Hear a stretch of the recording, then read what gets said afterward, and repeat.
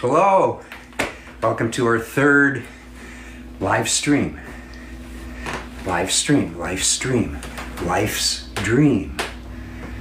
I like thinking of this as life's dream for us.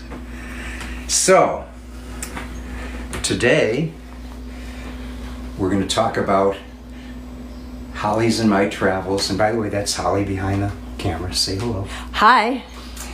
About our travels with George Carlin.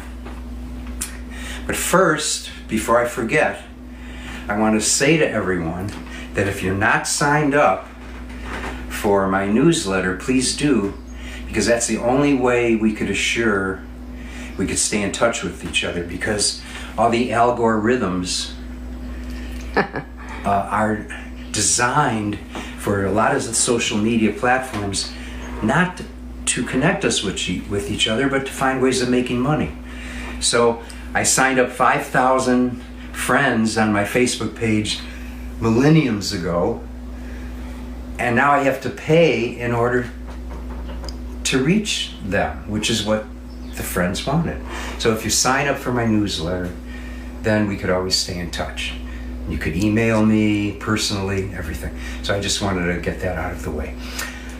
So today we're going to talk about my and Holly's touring with George Carlin, which took place from 1991 till 81. 1981. We wrote down 91. 1981 to 1983. 1981 to 1983.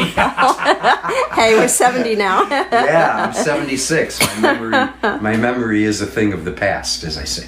So yeah, 1981 to 1983. And during this touring with George, which was incredible fun, Holly was asked by George and his manager to work on a book with George and help put the book together and illustrate it. So, and here's a picture of the book. Here, let me take the camera. Okay, there's Holly. There's the book. It's called Sometimes a little brain damage can help. Yeah. So let's flip the pages. So we're going to start with this story that goes back to July of 1972. 72. Yeah. And Corky was performing with his Siegel Schwall band at Summerfest Milwaukee. And there were police, I'm told, waiting in the wings because they knew Lenny Bruce and George Carlin and those great benchmark performers. They knew he was going to do the 7 words, which, was part of his routine. Yeah. And we all saw And this is the actual photograph of him being carted off to jail. And this is superimposed over it is the real. And there's George with the sandals. Affidavit, the real affidavit of his arrest warrant. And so it's very funny because it says, whereas defendant did say so and so and so and so, and whereas he had said these naughty words and so on and so forth. And actually the actual affidavit is quite hilarious. Anyway, Siegel Schwall. But this story was opening for George that night, and we saw backstage that George was being arrested, and Jim Schwall. You want to take over? Okay. And Jim Schwall said to me, "I'm going to go get George's coat out of the dressing room. Wink, wink." And so actually the coat you see George wearing is, I think, Jim Schwall's coat. I'm not sure, but I think so. And Jim Schwall wore George's coat with a lot of stuff in the pockets that they did not want the police to find.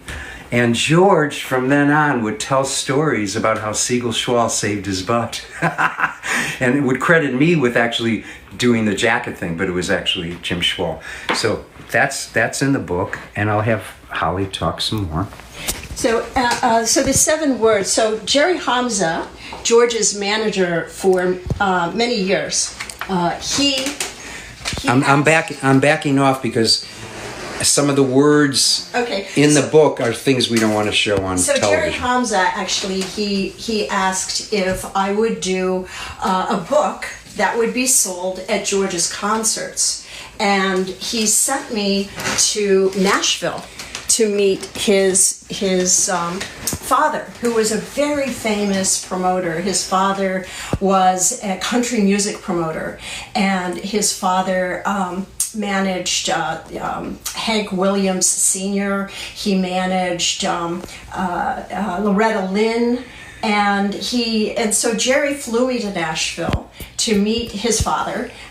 He wanted me to see how merchandising was so important and so integral to performance, and how he wanted me to get the idea of the importance of the project. So, well, you know what? Before we get into this, let me play a song. Okay. And then we'll get back to this. So I'm going to give you the. All right. And I'm going to let me find my harmonica. I don't know where oh, here it is. It's over here. Okay. There it is. So I played this song at the first streaming. It's called Deja Vu.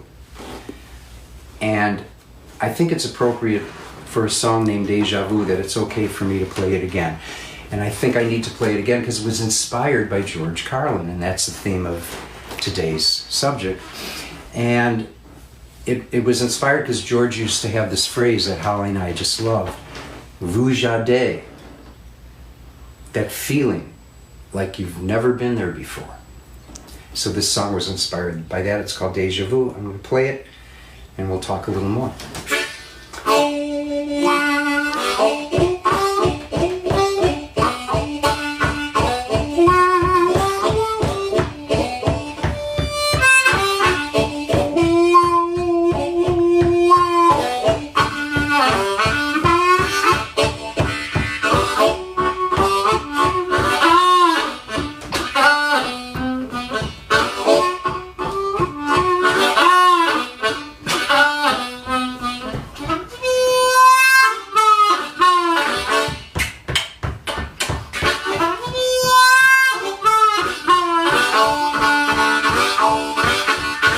See, I've seen that face before.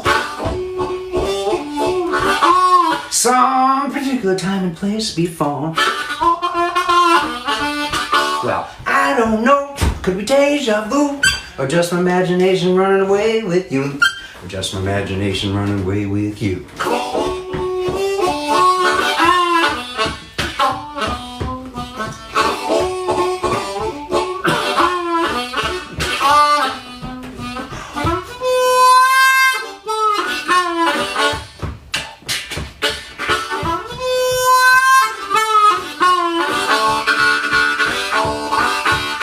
See, I've seen those eyes before. Now I've been so hypnotized before. Well, is that you doing the voodoo? Or just my imagination running away with you? Just my imagination running away with you.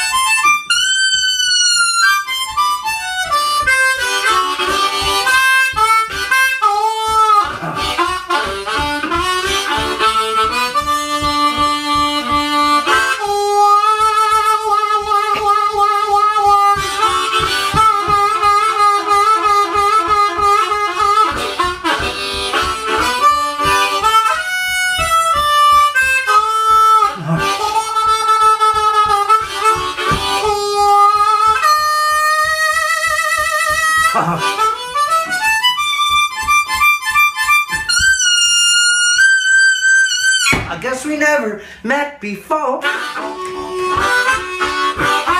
At least we never met as yet before. Well, you're so cool and I'm so free. How about you and your imagination running away with me? Well, you're so cool and I'm so free. How about you and your imagination running away with me? How about you and your imagination running away with me?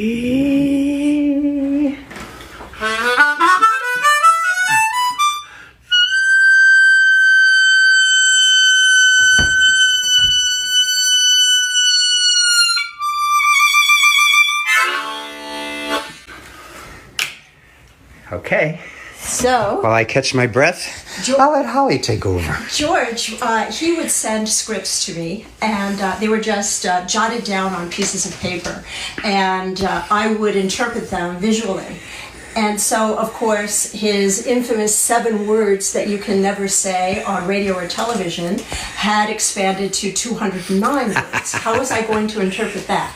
So I decided to do, I'm an airbrush artist, and so I decided to do an airbrush of a men's urinal. And so I had Charles Hughes did the calligraphy. And when George did this live... I should just mention that I'm not taking too much of a close-up. Okay, yes, for good reason. So when George would do this live, he would be like a brilliant jazz musician, because the words aren't just random. They have a certain sound and beat and tenor. And so when he would do it, when he did this live, it would always be the closer, and it would have this wonderful syncopation, and he would go dee da dee ba dee dee dee ba dee dum ba dee dee. It would just move along like a great jazz musician riffing.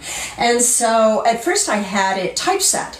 So you can imagine what that was like, sending it to a downtown sophisticated typesetter, and so with 200 choice words. With 209 choice words, and I was terrified to pick up the typeset words because I thought, oh my God, are they gonna have police there waiting for me? And there was a little old lady there, and I came to pick up the job, and she goes, and I'm thinking, oh God, please don't let her read it. And she starts to read it. She goes, oh, honey, this is darling. That was not the response I was expecting, but at any rate, Charlie Hughes did this phenomenal job. This is all hand-lettered, and he didn't just do it, straight across. He made the lettering itself this wonderful design and piece of art, and just to make it a little more scandalous, I told Charlie, put the title like someone has drawn it on the bathroom tiles with a lipstick. And so he did that, incomplete list of impolite words. And then we did a cigarette with lipstick stain on the filter. And so just to add a little just to add a little more outrageousness to it. And the original artwork is quite large. It's about 40 inches by 32 inches. It was a huge piece of airbrushed art, and it took about 2.5 weeks to do. So each one of these pieces was an actual piece of art. Another thing that was fun, just to illustrate the idea of George having... I have to back off because we don't know what language we will see on the pages. Well, actually, this is something that, which I thought was really funny. I thought I would do it. George just sent me this list of the World Hostility Scoreboard and miscellaneous hassles. So... he has, 18 civil wars, 9 holy wars, 309 atrocities, 16 reigns of terror, and so on. So I decided to make it like it was on a chalkboard, and so that's my handwriting it as though it were on a chalkboard. And these are actually George's own drawings, bombing a synagogue, bombing a hospital, bombing an A&P, the things that happen in war. And then he has 95, these are miscellaneous hassles, 95 grabs of power, 68 heated arguments, 99 billion snotty phone calls. So you can see we had a blast doing this project. And this is the opening page with a tissue. We thought we'd make it very classy. And of course, that's George as a baby. And this is the back page, which relates to this, which is very funny. This is the national tie champion of 1950. That's George waiting for the phone to ring with word of his victory in the national tie championships. He had just come in second in the national Pompadour championships. Boy, was I pissed. I needed a win. So it was a blast working on this with George. I'll just, since Corky's a musician, I will just read one of the things which I find particularly funny. 10 most embarrassing songs of all time. I Gotta Be Me, My Way, I Write the Songs, That's Life, Let Me Entertain You, Hey, Look Me Over, You're gonna Hear From Me, Impossible Dream, That's Entertainment, If My Friends Could See Me Now, bonus song, I Believe in Music. So that was the great fun that we had doing this book, and I think that George was very happy with it because he ended up selling it to Running Press, a publisher. Yeah, let me get a shot of that. I had a lot of really good friends help me out on this project, and we all had a blast. Story time.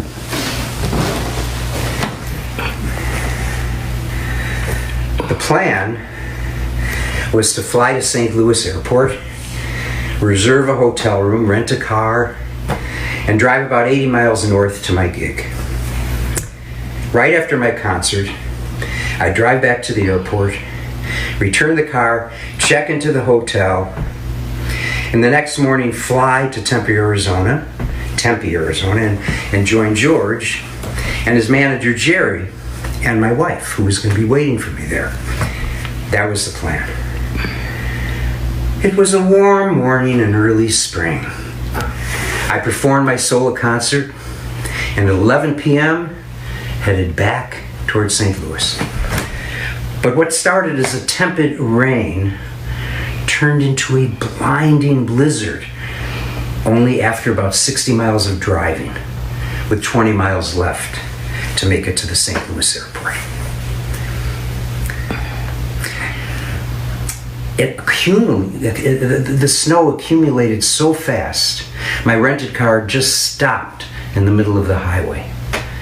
There was a four-wheel drive car behind me. Carl offered to drive me to the next exit where there was a gas station and I could get a tow. Well, I left my bags in the rental car in the middle of the highway and took off with Carlin. But the snow and ice quickly attacked his windshield wipers and they stopped working. We couldn't see a thing. Well, I pulled out all my shoelaces from my sneakers. I tied each shoelace to the end of each windshield wiper, threaded it through the barely open windows, and sitting and slouching behind Carl, I grasped the end of the shoelaces, and with a shimmy back and forth, this is an absolute true story, I cleaned the windshield enough so Carl could creep along the highway. Well, this worked for a few miles until Carl's car got completely stuck. Digging, pushing only helped a few times. At this point, everything was still, and there was no signs of human life. As we sat in the freezing white limbo, Carl's continued use of the 7 dirty words throughout the night and throughout the next morning didn't get the car unstuck, nor did the snow stop from falling, nor did it manifest a single vehicle that might have been able to rescue us, nor fill his almost empty gas tank. After about 15 hours, there was a short break in the snowfall, and in the distance, in a little dot, we could see a farmhouse. Carl sent me to get help. As some protection from frostbite, I put plastic bags over my laceless sneakers. And with the frozen laces from the windshield wipers, I tied the top of the plastic bags off. Now, hypothermia was in the cards, since both Carl, who stayed in the car, and I were fooled by the early spring weather, and were both warm weather fashion statements, rather than the Eskimo attire that would have been perfectly appropriate in the knee-high and sometimes waist-high snowdrifts. The call of death was sweet. The falling snow caressed my cheeks. The pure white on white on white on white pastoral led me like a dream toward the farmhouse, which quickly grew larger and larger as I approached. The first time I actually saw the German Shepherd was only seconds after hearing his angry barking and growling. This is all true. As Charlie Musselwhite says, I ain't lying, folks. He nailed me on the thigh, dragged me across the snow, leaving an artistic Jackson Pollock of red on white trailing behind me. The farm couple raced out yelling, "Puffy! Puffy!"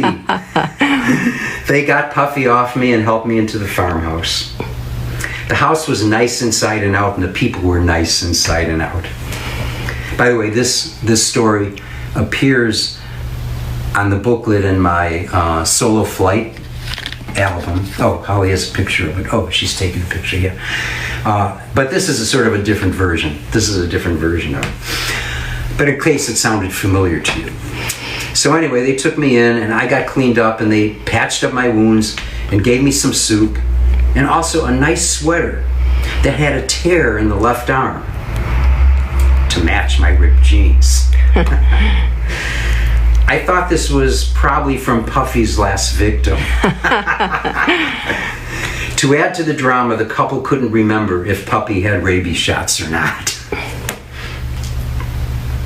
So I was able to reach Holly at the hotel in Tempe to let her know I wouldn't be making the show and might not make it to Tulsa. As twilight approached, or should I say, as the twilight zone approached, the blizzard stopped and I saw a rescue vehicle with Carl. So I ran back to his car. As it turned out, all this time, there was an exit we never saw, just feet away from where we were stranded. And right around the corner was a Holiday Inn. This is true, totally true. There was only one room left at the Holiday Inn, so I checked in with Carl, who was going to take me to the airport the next morning. The next morning, Carl changed his mind at the last minute. Tulsa was getting further away every second. I found some people in the lobby who were headed to the airport and offered to drive me. Instead of a 20-minute drive to the airport, it took 90 minutes because the people got hopelessly lost and headed in the wrong direction. Fortunately, my flight was delayed by a few hours, and I made it to Tulsa where I waited for the limo driver to pick me up. I waited and waited and waited, and finally I had to take a cab. The limo driver went to the wrong terminal. By this time, another act had taken my place. But they were not ready for public exposure. And they were very loud to boot. And awful. Okay, the promoters were trying to get them off the stage. George's manager, Jerry, saw me enter and came over to me and said, "Get up there." I said, "Jerry, it's okay. Let them play. I don't need to perform." And he said, No. George is not going to go up on stage and following these guys. You have to get up there. Well, people were already yelling, "We want George! We want George!" You know, they finally get the band off the stage. So, understand, this was a dinner theater. So you could see the people looking up at the stage, you know, foaming at the mouth in anger.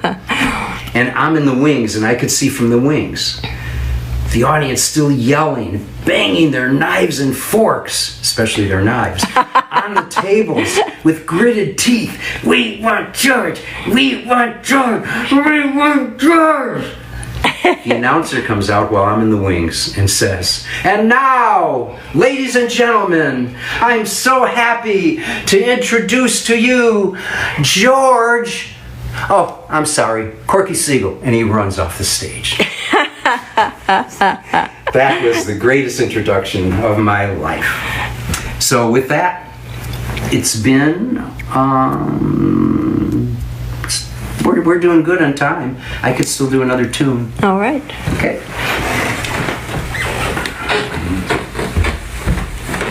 Nice. A little cinematography there. By the way, Gary Sherman is online with us. Sorry, Gary. Sorry about the cinematography. My apologies to filmmakers everywhere. Gary is a famous filmmaker. He did The Last Poltergeist and some amazing horror films and some great detective things and ABC's Missing Persons. Anyway, we haven't been able to figure out yet how we could do all this that we're doing and still read the comments, but hopefully by next time. And when should we do the next one, Holly? Tuesday? We'll announce. Thursday, Friday, Saturday, Sunday, Monday, Tuesday.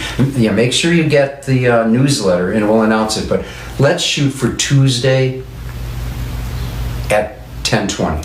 So you can get the newsletter, by the way, on Corky's. You can sign up on Corky's website at chamberblues.com or corkymusic.com. or corkymusic.com. You'll find the newsletter. It's under It's under contacts or subscribe or whatever. You'll find it. I trust you guys. So this is I think the only song I've ever written about unrequited love, and it was I think it was during the time when Michael Jordan was playing. And so I wanted it to be about basketball and requited love. And so it's called On the Rebound. And I'm going to say goodbye with this song. And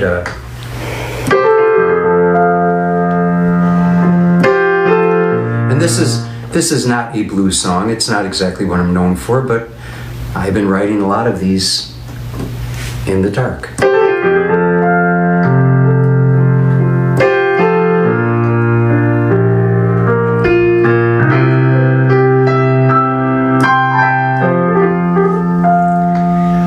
Broken dreams and the shattering sound, as all the pieces scatter on the ground. I miss the hoop on my hookshot loop. Now you'll get me on the rebound. You'll get me on the rebound. Best laid plans of mice and men.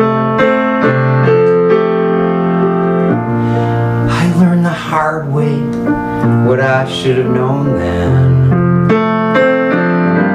She didn't love me, she was no friend. It was a long shot and I blew it in the end. Broken dreams and the shattering sound, so all the pieces scatter on the ground. I miss the hoop on my hookshot loop. Now you'll get me on the rebound.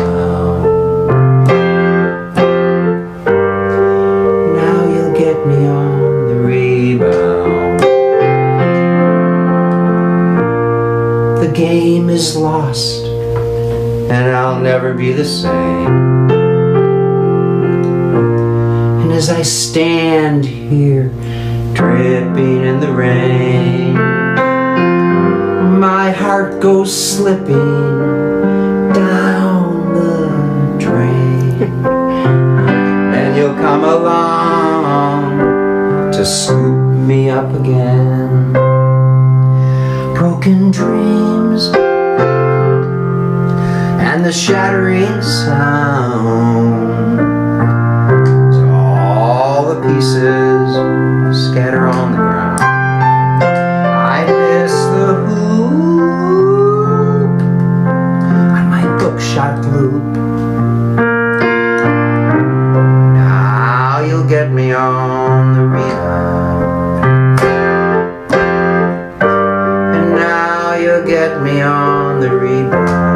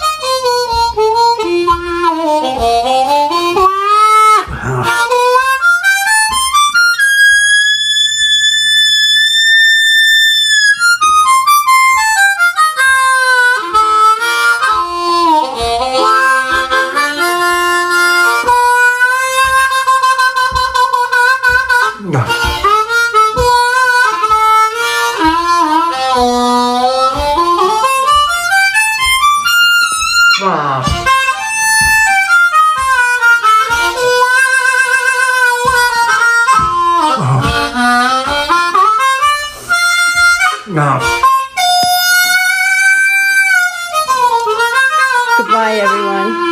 See you next time. Thanks for joining us.